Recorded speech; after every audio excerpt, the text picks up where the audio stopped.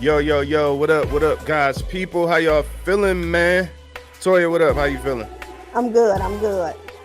We in here, man. You know what I'm Bruh, saying? you ain't say we going live. You just started. Yo, look, these people know what's up, man. We just Listen. we just vibing with the video stuff for the first time. You know what I'm saying? No, Inspire guys, super. people. Trying to grow. You know what I'm saying? We trying to grow and enhance the situation. I'm feeling good. How you feeling today?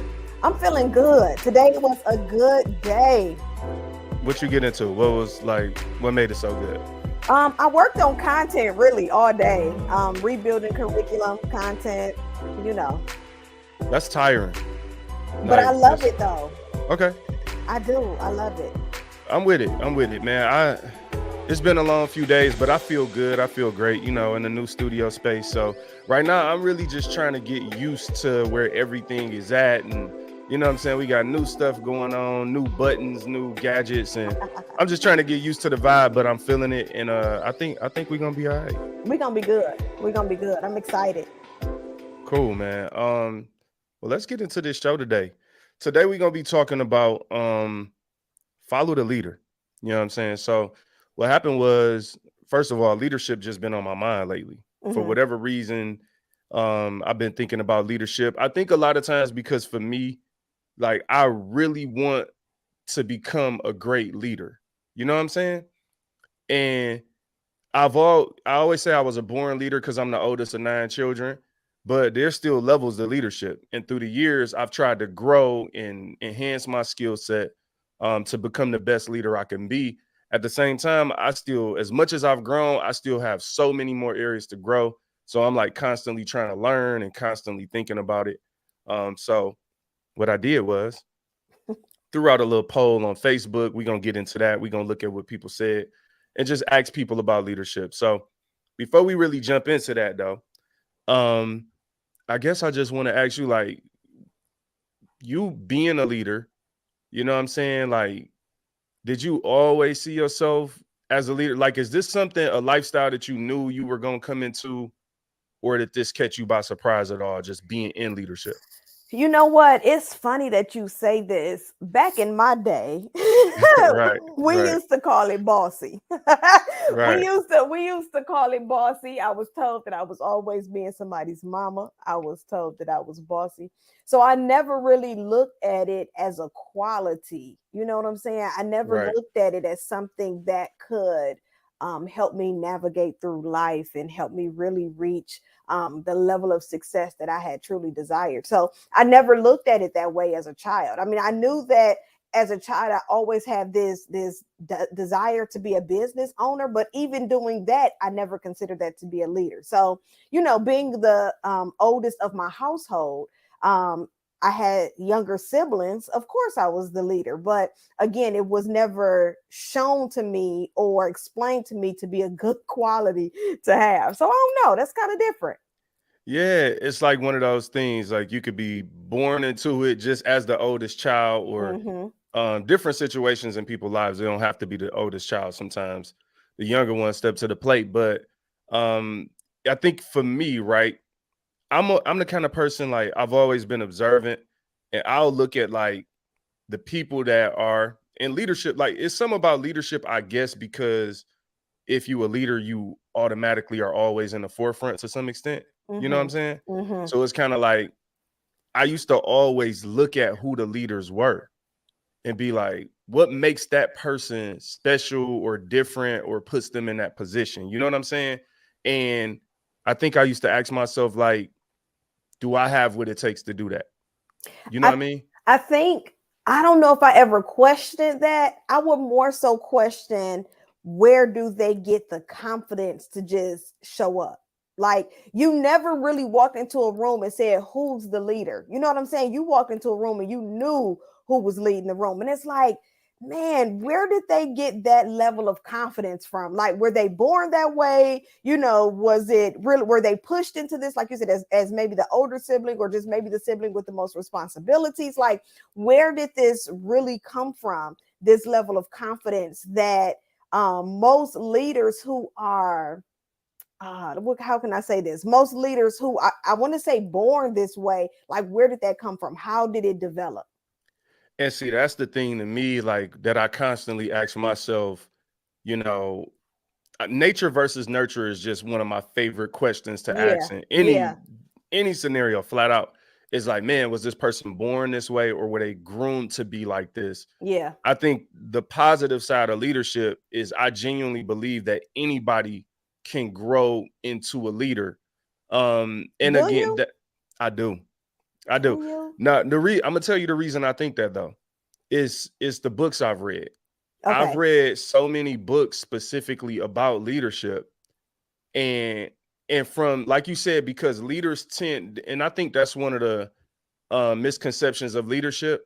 We see leaders leading and we think, like you said, because I'm the same way, like, man, where did they get that confidence? Because like we Mm-hmm. all human, ain't none of us perfect, we all got insecurities, but you looking at a person when they lead and you like, I can't see it. Like I can't see the weakness, I can't see the doubt. But I've read books from people that I view that way, and they always say like these are learned skills and they lay out the things that you can learn. And so, you know what I'm saying, they made me a believer in the fact that you can learn to be a leader. And also for me, I've lived it out, at least to I'm living it out, right? I'm still in my journey, I'm still on the path, but I've seen myself go from like, oh man, just being a leader in my household by default because I'm the Mm-hmm. oldest, Mm-hmm. to like, oh man, I'm leading a national team and we have a multi-million dollar, responsibility portfolio that we're managing. And so, or a revenue that we have to bring in annually. And so then I've seen myself excel at that and be like, oh, okay, like I do have what it takes. But then once you do that, you think about the next level and what you need to add to your arsenal for that. So I do think you can kind of grow in it. But I do also know that there are just some innate things that are natural to us all.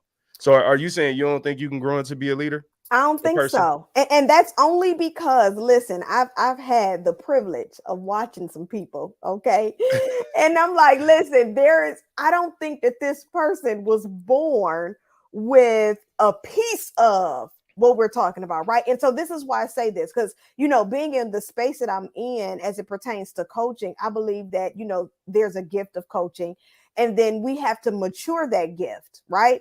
And then we have to develop the skill. As leaders, I believe that it is a gift that takes nurturing. And if there's someone, first of all, if you don't have the gift, it doesn't matter. Then there's nothing there to nurture to then grow the skill to make you a better leader. So even though you've been able to watch yourself, expeditiously grow over the couple of years that you've been in leadership, it's still something that you were born with. It's still a gift that you were born with. I don't think that everyone is born with the gift of leadership. And Look, that's looking at again, and not saying that you can't, even if I'm not born with it, that doesn't mean that I can't, want to switch the game and start to go out and acquire and learn how to do it. But I think there's a difference between choosing to lead and being called to lead. yeah, I feel that. I'm not, look, I can't argue it because I think it's a technicality in there. Mm-hmm, mm-hmm. And in this regard, right? When a person can be born with something, there could be a seed planted in you, right? That, like faith the size of a mustard seed, right? We know that the mustard seed is so small. So my thing is that some people might just be born with just the seed or the residue of leadership, and they have to nurture that and like literally bring life to it. You know what I'm Yeah, saying? yeah. And somebody might be born with the more obvious trace of leadership, where it's like, man, you could see a kid where my nephews and nieces. I'm not gonna name people, but like some of my nephews and nieces, I look and I'm like, yo, I could tell that this individual right here at 4 years old, 5 years old, They this is a got it. leader. So I Yeah. feel what you're saying, but I also know this, and this is where I know you can at least nurture the skill set, because having a seed of something doesn't mean you have the full manifestation of it. Absolutely. So even if you born with that, like that natural leadership, if you don't nurture that, that ain't going nowhere. Absolutely. So no, I think that's a good point. Like, and again, these are things that we think about, like nature versus nurture. What comes Mm-hmm. first, the chicken or the egg? Like, does the skill or will? That's the other thing I want to ask you before we jump into some of the content is like, what's your thoughts on skill versus will? So like, me and my wife was kicking it today, you know what I'm saying? And we were talking about like, just where we came from, right? Mm-hmm. And it was like, what made a person, like, I'm trying to say this the right way, right? Like, what makes a person not want better?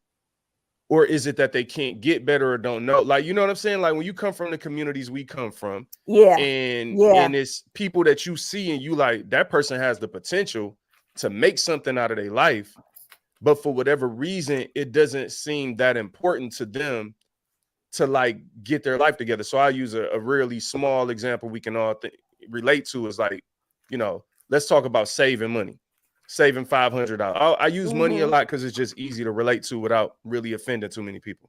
So if you talk about saving $500, for a lot of people coming from where we come from, they gonna rather take that $500 to get fresh for the weekend. And so they Yeah. value being fresh over having 500 in the bank. But is it because they don't desire the 500, they don't have the skill set to save, or they don't know the value of it? Like, how do you feel about all those dynamics? I think they don't know the value of it. All Um right. Here's the thing. It's hard to desire something that, number one, you've never seen close enough to touch, right? So let me think of something like super random. I don't know. I've never seen a yellow diamond, right? All right. Whatever. So it's not something that I really desire. I've never seen it. It has never given me the effect of saying, "Oh, I want one of those things." So it's a little harder for me to desire something that I haven't seen in my tangible physical space, right? Right. So I don't. I think it's more so, and this is such a good question because I'm around males a lot because of my family. And so I'm just looking at the dynamics of their different decision making. And like you Yeah. said, is it that you don't want it, or is it that you don't believe you can have it because you haven't seen anybody around you with it? And so Yeah. I think that's more so the thing. I don't think it's a skill thing. I think it's more so them not being able to desire something that they may think in their mind is imaginary. No, and that's the thing, right? And the reason I asked the question relating it to leadership is like, again, I see people all the time. I see potential in people. And there are people out there who might have the potential of leadership in them, but they can't see it because they've never been exposed to leadership. Absolutely. So, just for anybody out there watching or listening, like, I want you thinking about that. Like, really the goal of today is we're going to get to a question at the end that you're going to ask yourself. So I want you thinking about leadership from the standpoint of because I genuinely believe that there's leaders out there, like, we just not speaking life into their leadership abilities. Absolutely. Like, I tell people all the time, you got all this content on social media. I feel it. Like, man, creating content like this is challenging because it's so against the grain when you're actually trying to help develop people in their purpose, in their life, because the other stuff is just fun or funny. So it's like, hey, let's ha ha ha, let's joke all day, let's play games all day, let's look at whatever all day. But the moment that we start speaking to something that is of substance, people get bored, people, lose interest or whatever. And so I think some of that is just laziness because, look, I've been there. You think about reading the Bible. It's like, man, you can binge watch, 8 hours of some season of whatever on Netflix and then try to read the Bible for 15 minutes And and you be fall sleep. asleep. You know what Yeah. I'm saying? But the Bible is life, though. That Yeah. Netflix series ain't life. And I don't know why we wired that way as human beings, but for whatever reason, when you start digging deep into the core of who we are, we get like it's like, that ain't that important. We push it to the side. Mm-hmm. I think it's a what feels good. It's a flesh thing. I think Man, this comes with maturity. And so I'm of course, as we're having this discussion, I'm just thinking through it. You have to mature your emotions, right? You have to mature your flesh. The Bible tells us to mortify the flesh because the flesh can be overpowering. The flesh can lead us into, places that it's hard for us to pull ourselves out of. And so it takes a lot of maturing discipline, at applying discipline to the flesh, but the emotion as well. So even something as simple as you using the example of, the Netflix versus sitting down and reading the word, it's like, but if I mature my emotion, if I mature how I feel, then the Bible will become more appealing to me because I understand the outcome of it.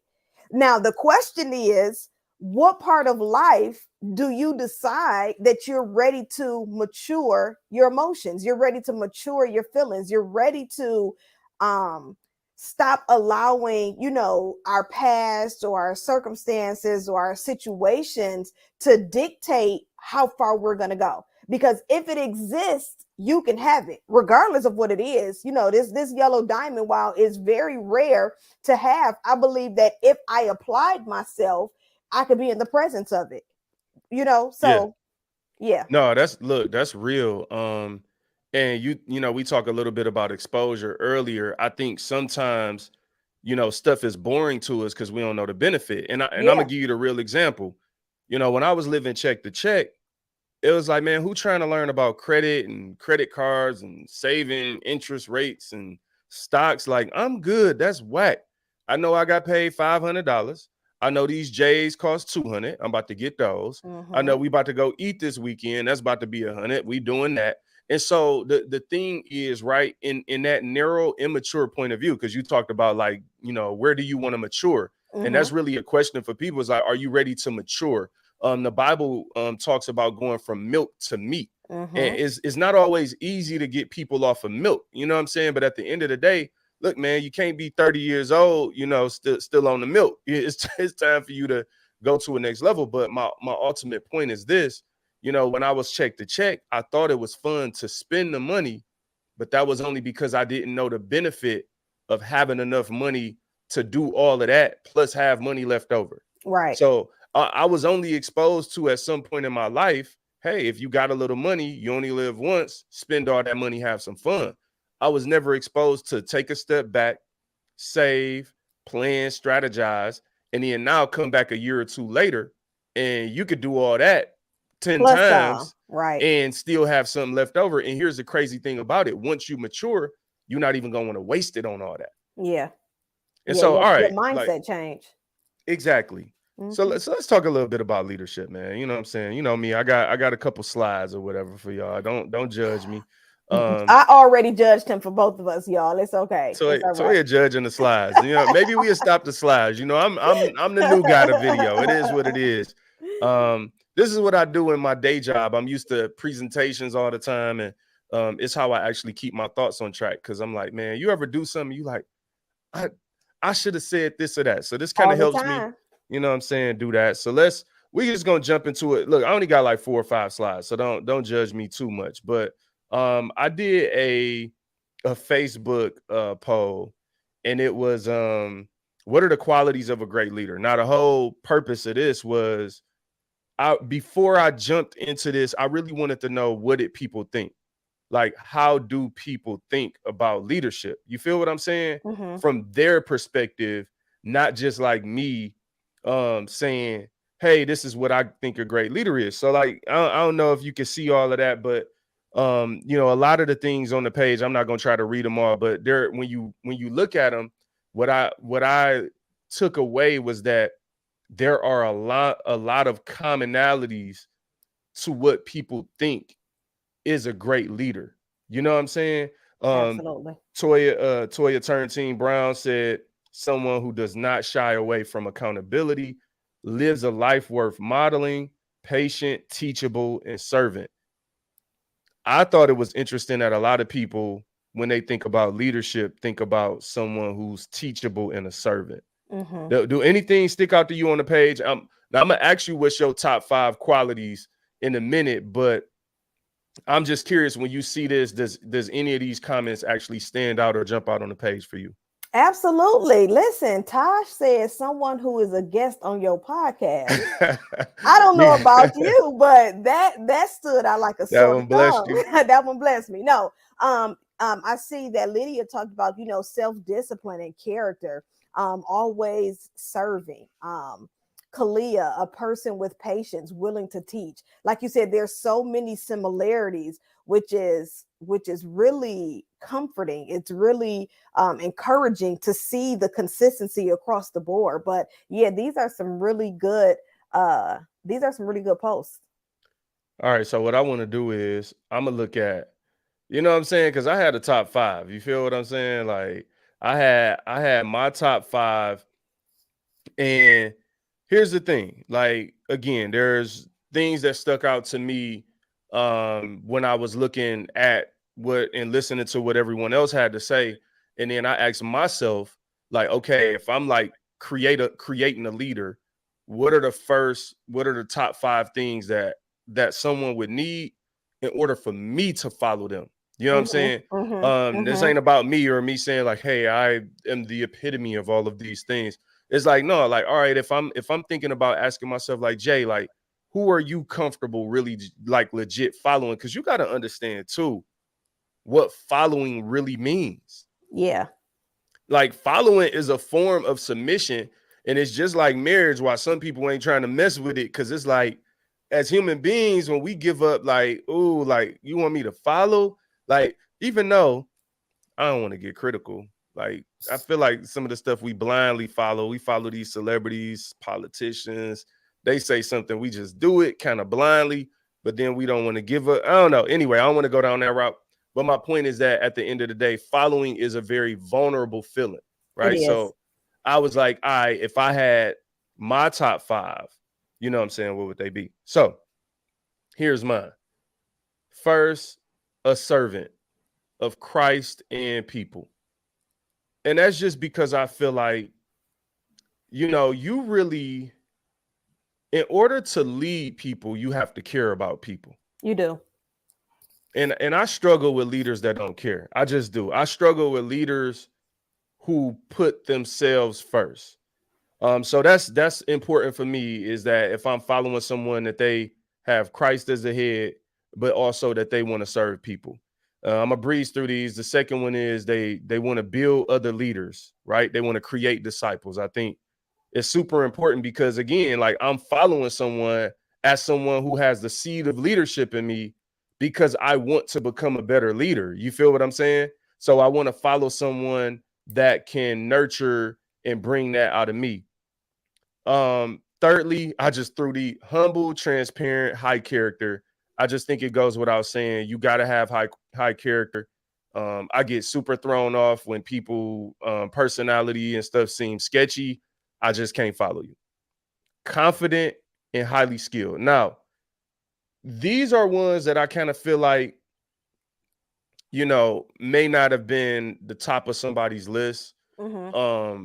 But when I think about being confident, leaders, man, you got to be willing to jump in the front. And I really can't, a timid leader that don't really know, they not really sure. Nobody wants to follow a leader like that. You know what Yeah. I'm saying? And then highly skilled, if I'm just being honest, I do believe in the value of talent and skill set. And like you said, when you walk in the room, you notice the exceptional people. And it doesn't mean they better than anyone, but you could tell when someone is focused, motivated, and things like that. So that's my top five. First, you know what I'm saying? Tell me what you think, like what you agree with, disagree with. Um, Not that you would necessarily disagree, but if you see something differently, or if you got a top five, if you were creating a leader that you would follow, that would be important to you. No, those were definitely JWil responses, So I can definitely agree to what you shared. No, those were definitely the high character and the highly skilled. Those were all JWil responses. No, but if I had to share, number one at the very top of my list would be integrity.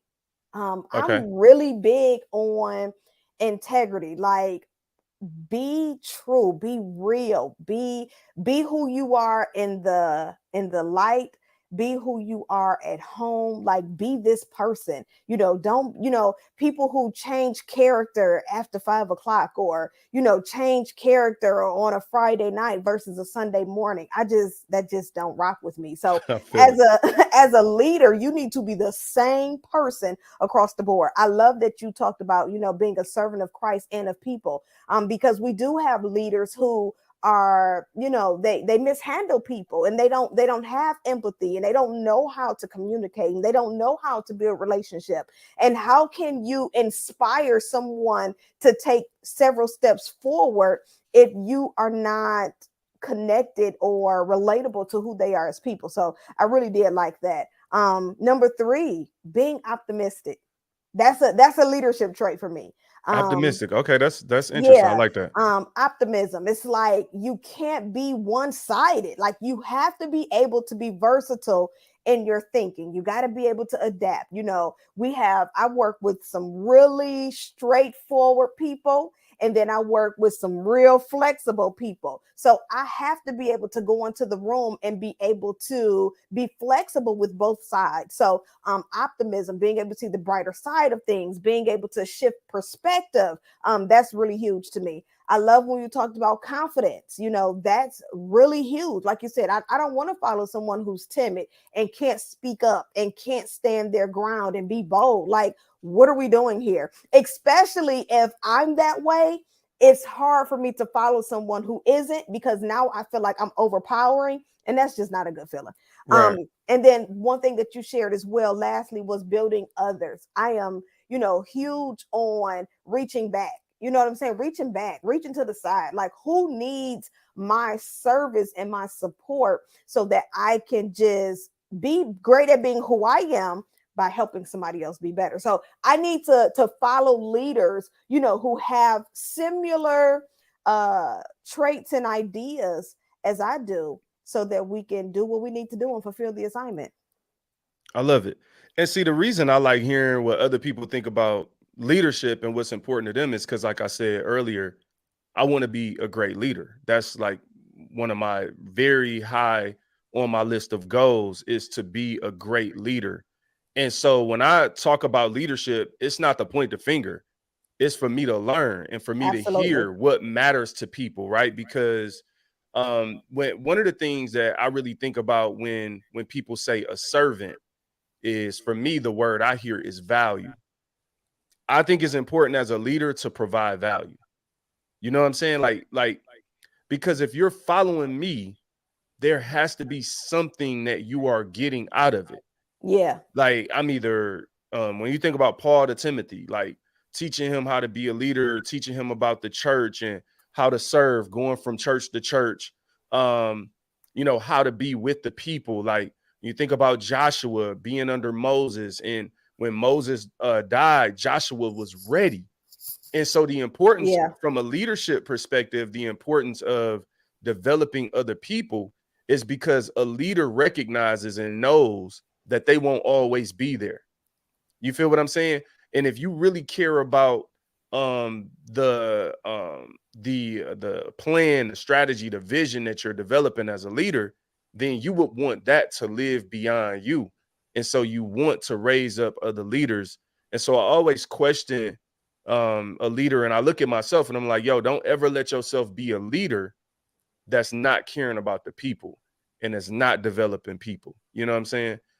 So those are, that's dope. Those are my, our top 5. So hopefully, I would encourage people out there, share your top 5, share the qualities that are important to you from a leadership perspective, but not just to pick at other people, but to listen and like ask yourself, like, is that me? Like, you know what I'm saying? I Like, was just getting ready to say, I would even challenge you to highlight the top 5 qualities that you have. What makes you a leader? If you feel like you're not a leader, what are areas that you can work on in self so that you can be the leader that you desire to be? Yes, I think that is this exercise was so good because even myself, it kind of just it required me to pause in the moment and really think about, man, what does leadership look like for me? Because here's the thing, and let me say this. For those of you who struggle, like Jay talked about the whole submission piece, especially submission in marriage, if you struggle with this area, then it's going to be really hard for you to be able to identify what leadership looks like for you. Because if you feel like that you can't submit to anyone or anything, how can you be effectively led? How can you be led to the next level or to where you desire to be, to a purposeful marriage, whatever it is the goal is? How can you be led in it if you're not clear of what qualities you're looking for that are going to attract you to that leader so that you can submit? So don't just look at the qualities and say, these are the things, that I look for in leadership. Look at the qualities in yourself and look at the qualities that are going to attract you to be submissive to the leader. Yeah, and you know what? Like what I really like about that is the accountability of it, right? And like you said, this isn't about us like pointing fingers. What we're really trying to do is water a seed because like one thing that I know is that when something is in you, it's kind of like this. I watched this YouTube suggested this random video to me today where this guy was going around to Chinese restaurants in a drive-through and placing his orders in Chinese, right? But he was a Caucasian dude. So my man is going around placing the order. And when he gets to the front to collect the food and pay the money, they literally looking like, where's the person at? Like one lady walked out of the building because she looking for the next car. And what they told him was like, oh, like we thought it was a Chinese person. Like, how did your Chinese get so good? You get what I'm saying? Because Absolutely. they're from China. They're Chinese. And they were asking, like, did you live in China? Like, they were so perplexed because they heard something they recognized in a foreign place. And so what I'm saying is that part of what we do and part of the goal here is that if there's a leader living on the inside of you, then we talking your language. And a lot of times what happens is because you might be in an environment where there's not a lot of leaders or nobody speaking to the leader in you, nobody speaking to that best part of you. Everything you listen to, everything you watch is talking to the flesh, the ignorant side of you, the side of you that's lazy and lacks motivation and doesn't really want to get up and do anything about life. But when you hear something recognizable, if it's in you, then you get up like, whoa, what's that? Like, I hear Absolutely. leadership. You know what I'm saying? Absolutely. Absolutely. So we trying to talk y'all language today. So let's I got Okay, wait, I another got a slide. question. Okay, all right. What up? You said we talking their language, right? So Yep. what's the language of the person who does not have the seed of leadership, who does not who where there is no one around cultivating that gift of leadership? Yeah, like the way I envision it is that when there's a seed in you, it may not be fully developed, but it's still familiar and it sparks something. You get what I'm saying? Like, so for me, I didn't just wake up one day and was like, oh, inspire God's people. You know what I'm saying? Yeah. Like, or even when I was younger, I didn't wake up one day and just like, oh, basketball. I went somewhere. I saw somebody playing basketball. I touched, I touched the rock, dribbled it, took a shot, like saw how it felt to make a shot or be on it. Like, so what happens is for a lot of us, we think that, this is crazy. I'm happy you asked that question because we don't even awaken the thing in us until it hears something familiar sometimes.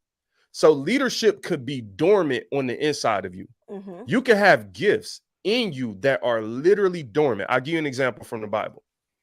When Samuel went to Jesse to anoint one of his sons as the king, he found David in the field tending to the sheep. There was no king in sight at the time. David was around 15 years old. He was a young man. There was nothing about him that said, you are a leader, you are a king. He was the youngest son being overlooked in the field. But that's the same young man that after he was anointed went and slew Goliath. You get what I'm saying? And stood up as a leader. And so my point, he's the same young man that after he was anointed went and played his harp, and evil spirits departed Saul. And so what I'm saying is, like, we look at those other elements, and again, I don't know this for sure, but there's a part of me that at least recognizes that the order of how it happened, he was anointed. You get what I'm saying? Now, again, he did some things in the field as well. That seed of leadership was probably already in him. But my point is, once somebody approaches you and starts speaking to the king in you, speaking to the queen in you, speaking to that best part of you, that is going to wake up more and more. And so I believe that that is how that language works, because when I hear people talking a certain talk, I'll be like, hold on, like, whoa, wait a minute. Now you talking my stuff. Don't play with me. Like, you No, like, absolutely. like, don't play with Absolutely. me. My thing is, and the reason why I asked that question is because if there's someone who just so happenly, maybe you ride in a car with somebody who know, like, oh, I know I rock out. I know I'm a leader. And maybe you in a car with them and you like, I don't want to hear this. Like Right. that does not resonate with me. I want you to just challenge yourself for a quick moment and just, find the leader in you. Take a moment in this moment and say, okay, let me hear this out. You know what I'm saying? So that I can find and discover a new part of me. So that I can discover, maybe there is something laying dormant in me that I never paid attention to. So that was the reason why I asked that question. What type of language can we speak to the person I who love it. may not even believe that there's that seed in them, that there's even a piece of leadership in them? Maybe someone riding in a car or in the house or wherever you're listening to this broadcast, and someone, they've always only spoken bad things about your life and bad things over you. I want you to know that these are the seeds that we're depositing into you right now in this moment. And so I'm just challenging you to go sit down and find it. Figure it out. Okay, these are the qualities where I am of what I consider a leader to be, and these are the qualities that I desire to have. And so I just ask you to just go out and accept the challenge. I love that.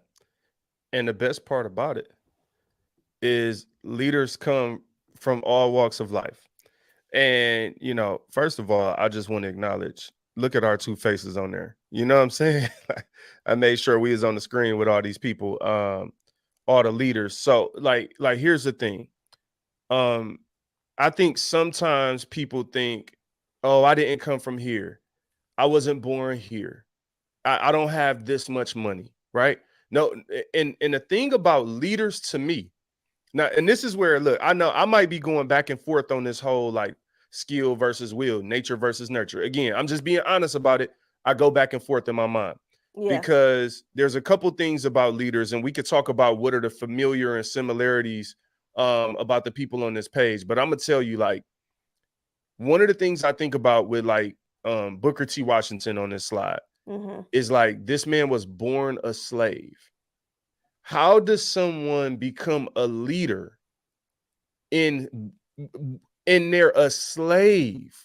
How does that happen? And that's the part of me, if I'm being honest, that makes me think like, man, it was something already there, bro. Like, some people just born with it and they got to nurture it. I don't know. But like, when I look at that, I'm like, yo, but again, he was a slave. So at some point, his leadership was overlooked. At some point in life, while he was getting beaten as a slave, while he was eating and sleeping on floors, uh, eating some, man, the way they describe, I read his book, Up From Slavery, one of the best books I've ever read in my life, but some of that stuff in there is tough to read because of how bad their situation was.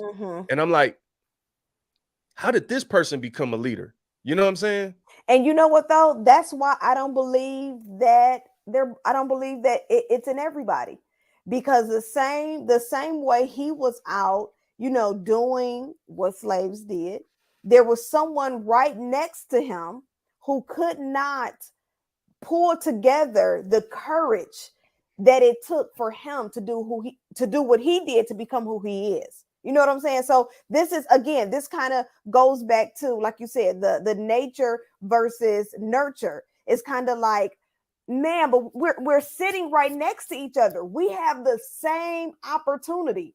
But for me, I'm looking at it this way because it is a seed. It's somewhere there embedded in me. And like you said, I don't know how it manifested, but we know it's all because of God, clearly. But the person next to me doesn't have a clue. Yeah, and look, I feel you, and that's why I say I go back and forth. I'm gonna tell you the reason. One of the reasons that I don't want to come to the conclusion that you just born with it is because then somebody out there who maybe they have the seed of leadership in them, the gift of leadership, but it's so dormant. You know what I'm saying? Like it's so dormant that they thinking, oh, you know what? I'm just not born with it Got you. because it's not obvious. And then that would cause that person to give up. Because Frederick Douglass now comes to mind, another leader that was born a slave. And one of the things that I know about Frederick Douglass, and now I feel like I might mix up Frederick Douglass and Booker T. Washington stories. I read their books back to back. But I believe, don't quote me, is it at least one of them? But I believe it was Frederick Douglass who was walking by a school and the white kids were in there learning and reading. And at a young age, he was like, I want that. So when I say that something wakes up in you when something is speaking your language, Frederick Douglass was able to realize at a young age, like the value in that. And he said something so powerful because you got to think about the fact that how does someone who can't read or write recognize the importance of it? You get what I'm saying? Like, how can an illiterate person recognize the importance of literacy? But for him, it took him being a young boy and walking by the school. So that exposure is so important. And it was so important to him, you know what I'm saying, that he taught himself to read and write. And he leveraged some of the students in the neighborhood, some of the white students. But my point is then he said something so powerful to me. He did not, this is so deep, he did not recognize how bad slavery was until he could read and write. Wow. And what's my point with that? Some of us, remember I said when I had bad credit and was living check to check, I thought that was cool until I came out of it. And so the reason that we're trying to wake something up in everybody who's a leader out there is because right now you walking around comfortable thinking that what's the big deal? That ain't for me, whatever it is, what it is.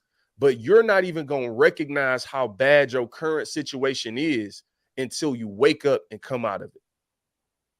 I think, man, I agree. Let me stop there and say how much I agree with what you're saying.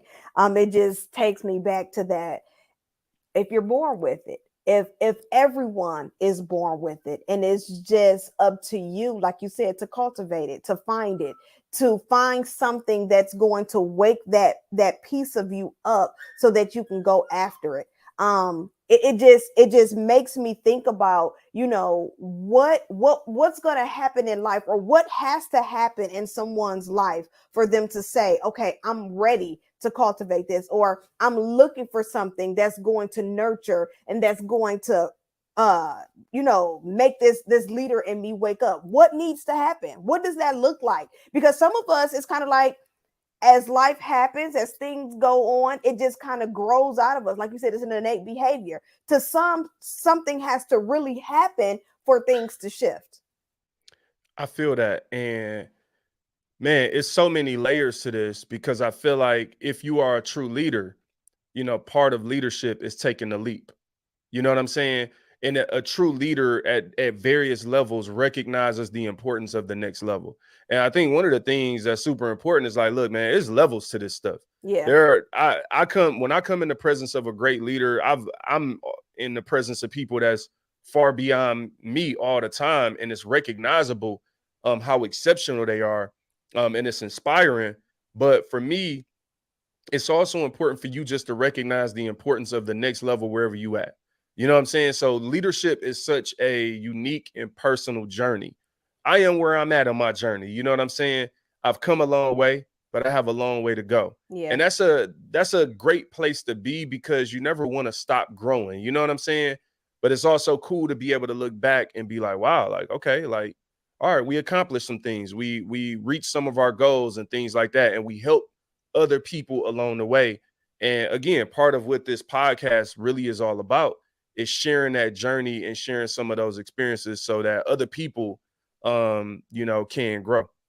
I love being able to shift the perspective. Like I really believe that that is a gift that God has assigned me with.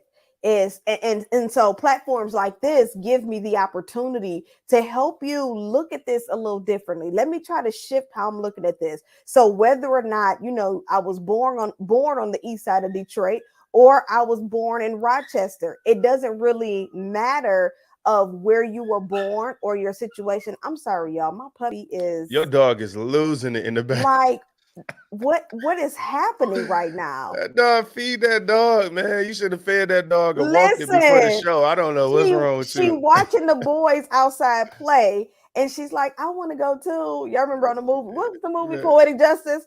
What y'all anyway? should y'all But should have let that dog outside, man. like seriously, so annoying.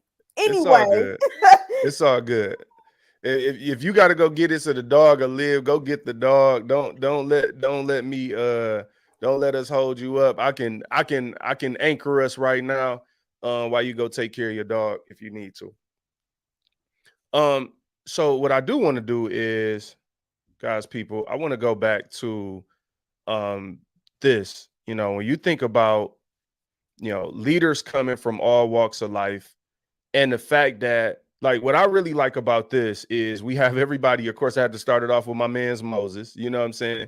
Had to start it off with Moses, and get biblical with y'all. But what I really want to do is actually, just briefly touch on a couple of the leaders, on this page. And so when I'm looking, I'm gonna skip Moses because I mean, hopefully, if you're reading your word, just read Genesis. Um, but Moses did, like, I want to call out just a couple qualities from all these leaders. Leaders come from all walks of life, and leaders are not always liked. So this isn't about you liking these people. This is not about me promoting all these people. That's why I put various people on this slide.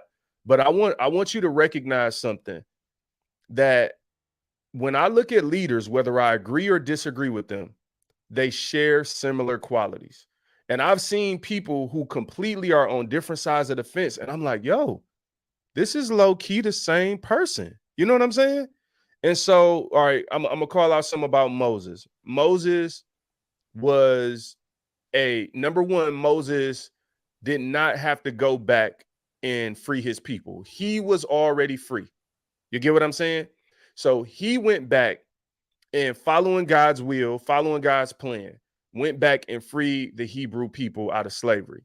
And in doing so, also took on a lifestyle that was different than the kingdom lifestyle he was living.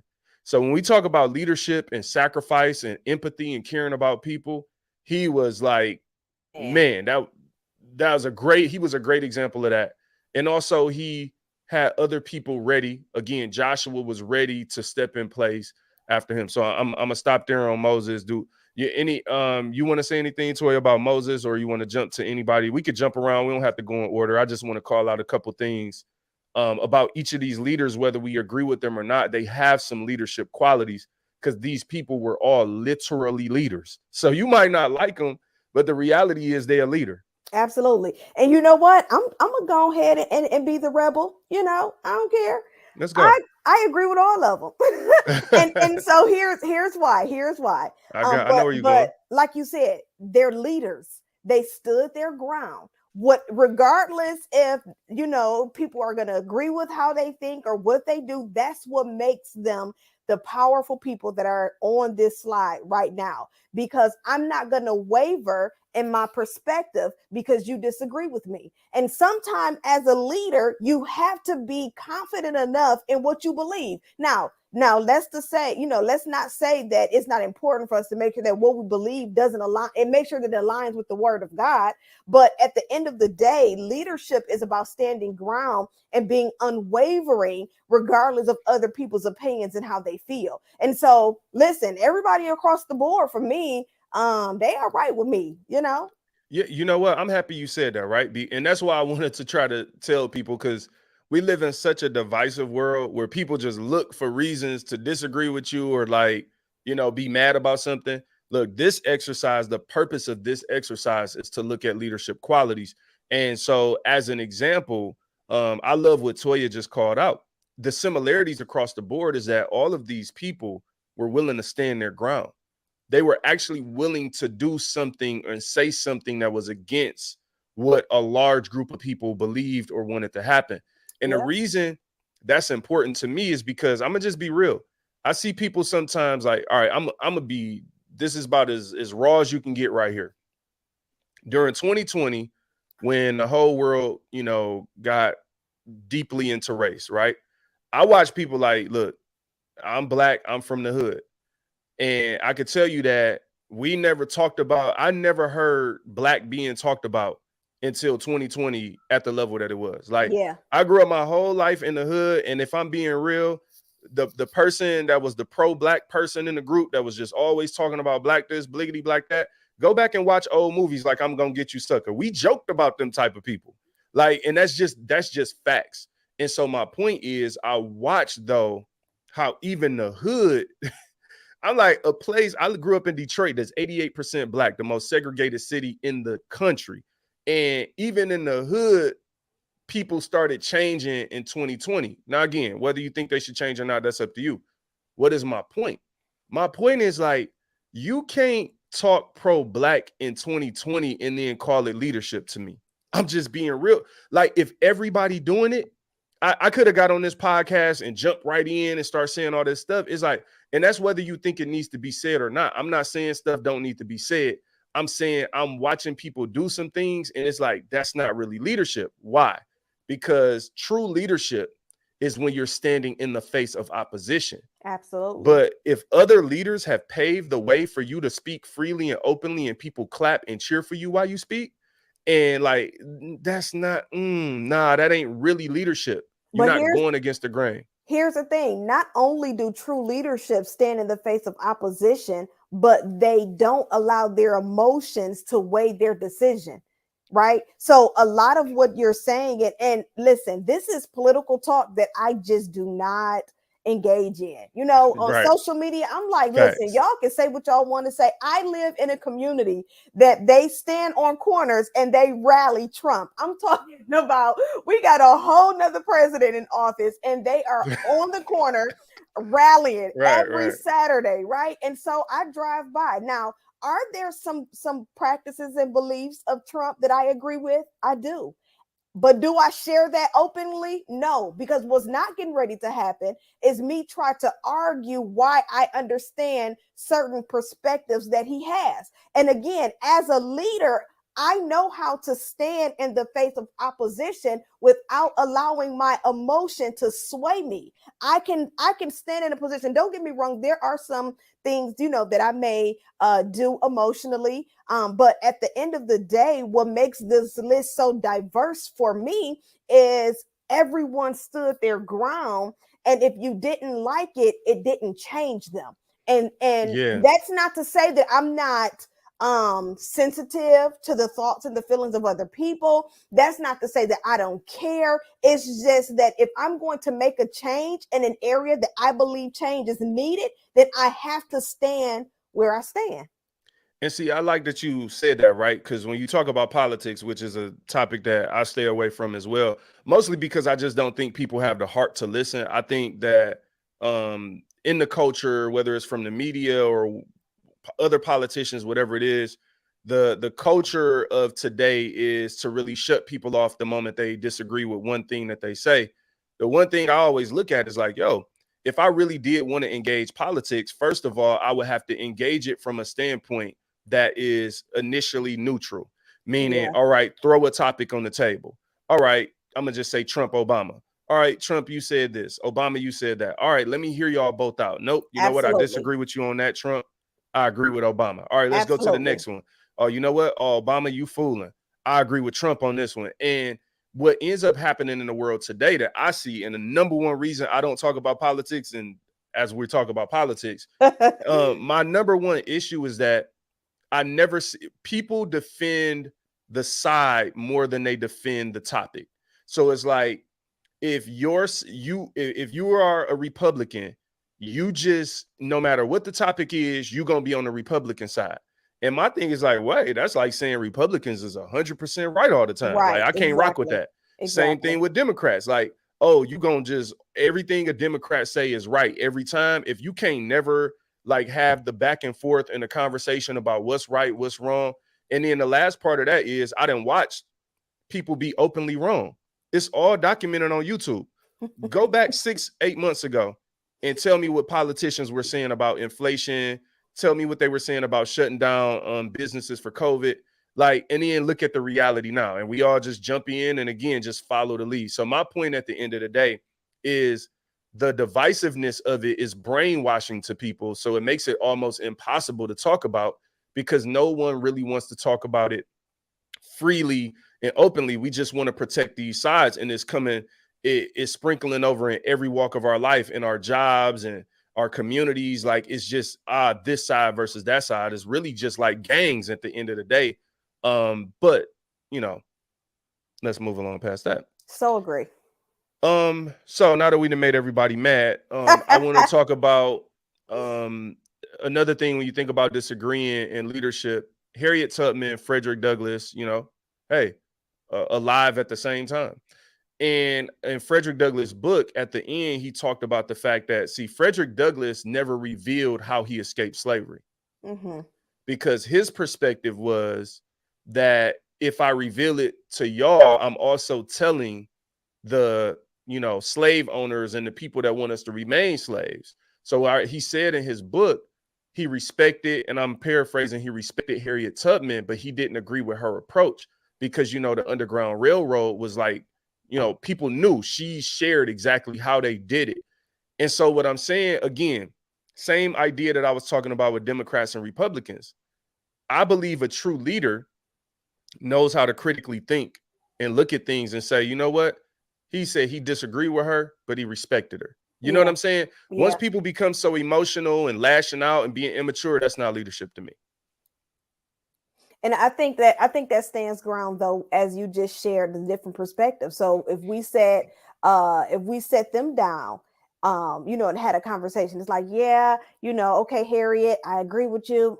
Okay, Frederick, I agree with you. No, I don't. I think that that's leadership. I think that being able to have a conversation with someone and be able to create a perspective that doesn't weigh in on the side because you like that person or because they're emotionally leading you. I think that that's a form of leadership. So that's important to me because, like you said, if you're always going with this side of the train track because this is what you like most, regardless if it's right or wrong, how are you ever standing ground, or how can I trust that you'll defend me in a time of defense if you're on this side of the track all the time? That's scary to me. I like this conversation more than I thought I was going to like it. And I'm going to tell you why. I remember being a little younger and the first time that I saw like a picture of like a Clinton and a George Bush together. And I remember being like, wait a minute, or a George Bush and an Obama at an event together. You feel me? Because my thing is like, wait a minute, we in this world where your followers hate your followers. Where we're supposed to be at war, but y'all hanging out together. But y'all cool? Because see, that's the thing. True leaders, there's you talked about it. There's an emotional intelligence that comes with being a leader. That's it. And a wisdom that comes with that. And people understand that, hey, all right, publicly we're going to talk about something and I'm on this side of the fence and you're on that side of the fence. And our people are going to hate each other and go at war to push our agenda. But privately and behind the scenes, we have the complexity of thought and emotional intelligence to completely disagree with one another, but also be cordial. That's all I'm saying. And if it was anything I would try to push to people right now is the leaders. What's needed from leaders is not random emotion that the moment that something becomes a trend on social media, you jump in and you just rah, rah, rah with that. And then next week they tell you to rah, rah, rah about something else. And if you really cared, then you would be leading and championing something that you believe in that doesn't have to be super popular. And that's the thing about leadership to me is that a leader does not wait for something to be popular for it to be important. Ooh, baby, and that's hard. That that right there, that statement right there, that a leader does not wait until something is popular for them to see that is important. That's hard, because while you're again standing your ground, because I believe this is important, and no one else is agreeing with you, right? Now you have to go through that process of that character building. Now God is waiting to see if he can trust you. Okay, I've given you this perspective. I've given you this assignment. Let me see if you're going to stand firm. And now I'm talking to my entrepreneurs, because business building is a form of leadership. Now I'm talking to you, where you have to believe enough in what God has shown you long enough, and continue to believe that it's important enough, even when it's not popular. And so if you think about it, I know we're going to talk about Steve Jobs. Whoever thought that what he was building was popular? Right? I mean, come on. We wasn't thinking this way back when he built the first the first Apple computer. That's not something that everybody else deemed important. Right? That wasn't popular. It wasn't popular to walk around. Listen, I don't know what is about this Apple. Listen, it's a whole spirit, and I am a believer of that this is a I whole feel spirit, you. okay? I feel you. But whatever it is, he stood ground even when the people around him didn't think it was popular. And that type of leadership is what helps you lead generations. Steve Jobs is no longer with us, but his leadership is still standing ground. So that's for whether or not you're building a business, if you're a husband, if you're a wife, you know what I'm saying? You have to be able to stand ground even when it's not popular. That just kind of sparked something for me right there, Jay. No, I think that's real. Like, and like you said, you got to talk Steve Jobs simply because, like you said, visionary, right? The ability to see where something is going before it gets there. Yeah. And that's a huge part of being a leader. A leader doesn't wait. And part of leadership as well, like when I look at all the craziness in the world, the problem with just following the trends of like whatever your favorite news station is that also has a political agenda, and you following them and they trying to get more ratings and, clickbait and everything. What ends up happening is that you're losing sight of the vision and where things are going. And I believe that it's important for the leaders to always be on the lookout and watch for not just where we are today, but what this means in the grand scheme of things. And whether that is in ministry or business or whatever it is, or politics, the true leaders are visionaries, like you said. And um, I threw like Elon Musk is on here because Mm-hmm. of the same Mm-hmm. thing with Mm-hmm. electric cars. I Mm-hmm. mean, Mm-hmm. man, I was watching YouTube videos from like 9 years ago because I had the opportunity recently at an event in Chicago to hear what was his name? George, was it Blankenship? I think it's George Blankenship. Don't quote me on that. But he was like one of Elon Musk's right hand men. I heard him Okay. speak at a keynote. He did amazing. And I was looking at videos 9 years ago of him talking about this electric car and this Tesla. And I'm like, man, I ain't know nothing about Tesla 9 years ago. You know what I'm saying? But I now we mean, all know about it. but think about it. How many times have we said, man, by the time 2020 something come, we gonna be living like the Jetsons. We Right. gonna be in flying cars all the time, while the focus and the popularity was on flying cars. He was sitting and designing a car that you can plug up. Right? I See, mean, I mean, just that idea alone, when it comes to the visionary, when it comes to the leader, here's something that I just wrote down. Leaders lead people before they're ready to follow. woo. So he was leading people before they even knew they were going to be followers of his leadership. I rock with that. I rock with that so heavy. And you said something super important. While everybody else's mind was on flying, right? Electric was the way to go, was the win. That Yep. and maybe we'll be flying in 2500 or sometime outside of our lifetime. But at the end of the day, in 2022, you know what I'm saying? It's electric. It's plugging in your car. And I was telling Tiff like sometime last year, I was like, look at how we have gas stations now. And I was like, when you look at all of the car companies, their plans by 2025, like more than half of the cars are going to be electric, right? Yeah. So I'm like, that means, this is me, what I'm saying, being an innovator and a visionary. Nah, you know what I'm saying? So y'all go Let me back and go quote this. ahead and invest in me in an electric Electric station. station. You know. You feel what I'm saying though? But I'm like, if all the cars gonna be electric, just like today, it's hard for people to see it or understand it. But today, because today it's gas stations, right? But look at how we're all complaining about gas prices as well. And one of the things I believe about all these systems is that, the people who really make money, this is me speculating now. I'm not prophesying or something. I'm speculating, y'all. I could be wrong. But the And the way I Bible see it, says, exactly, like we ain't doing that. But what I truly believe in business is that the powers that be sometimes destroy a system so that they can rebuild another one. And when I look at the businesses being closed down in COVID and how the economy is out of whack, from an economic standpoint with the dollar, I think we're going to go to digital currencies very strongly in the next 2 years, because I believe that there is a sense of purpose behind the things that are being torn down. Again, that's just speculation. That's just what I believe. I believe that when a system like, okay, gas is just overpriced and all this, I think if all the car companies already want to create electric cars, let's go ahead and kill the gas yeah, industry. And what happens, you make people more comfortable to buy an electric car. It sounds a lot more appealing now because it's like, wow, I'm saving on gas. I don't have that problem. So ultimately, again, whether I'm right or wrong about that, what is true is that the true leaders are innovators and they are visionaries and they are able to see things before they happen. And like Toya said, they're able to lead people before they're ready to be led. absolutely. And with that, for those of you who've been wondering what type of car Jay drives, he drives a Tesla. I Boom. really don't. I really don't. The the saga continues. The saga continues on what kind of car I drive. It is not a Tesla. I do like Tesla though, to be honest. Who else on here?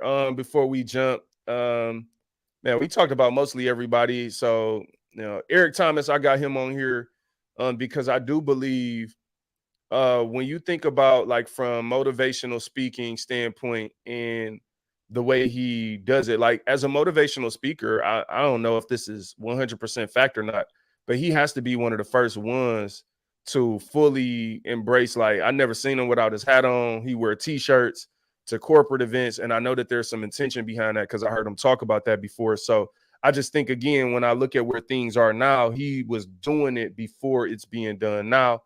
And so that's why he's on there. So we're going to get ready to wrap up. And I'm going to leave them with this question, Toya. And that is, would you follow you? And what I want to do, before we're going to close out with me and you answering that question. So you go first. Would you follow you? And if Today, not, what would you have to change? Yeah. Would you today follow you? I will follow me. 10 years ago, 15 years ago, I would not have followed me. But no, would I follow me? I believe so. Yes, I would. And it's because again, I believe that I hold those qualities that we talked about: integrity, servant, optimism, confidence, building others. Those are qualities that I look for in a leader. So I work daily to make sure that those are qualities that I uphold. So would I follow me? I believe I would. That's dope. That's dope. I will follow me. Um, and the specific reason that I will follow me is because I think I'm at an interesting space. You're not so early in the game where it's just a seed and you don't know what the seed is, but you're not also to the part, you're not so late that it's fully bloomed. You're at a point where you can tell exactly what it is. It just isn't fully grown yet. And so Yeah. I if I was following me, my perspective would be, okay, I could clearly see where he's going. And I would be looking at it like an investment. And that's how I look at things anyway. Like I like when that. I follow people, I look and say, is this a stock that is on the rise, and that am I early enough to get a huge ROI? Right. So it's kind of like, if you would have if somebody would have met Beyonce in 8th grade and had an opportunity to, or let's call it 10th grade and had an opportunity to be her high school sweetheart. A lot of people want to be with Beyonce. So it's like, yeah, that you would probably make that your girlfriend, and like the rest is history if you could stay with her. You feel what I'm saying? But I'm sure her high school boyfriend is somewhere like, man, I didn't see that coming. Mad at himself. Okay. So Absolutely. No, there it but is. one thing, I just want to say this, I really do like that you said the investment, right? Yeah. The return on the investment. We're it's not always a monetary thing, and I just need people to understand that. And so when you are looking at the type of leader you're looking to follow, or the type of leader you're looking to become, consider the ROI. That was good, Jay. Always. Thank you, Toya. Hey, look, man, y'all have an amazing night. Hopefully y'all enjoyed today's show. And we'll be back, you know what I'm saying, next week and the week after that and the week after that. Inspire God's people. Y'all have an amazing, amazing day, night, whenever you watch this.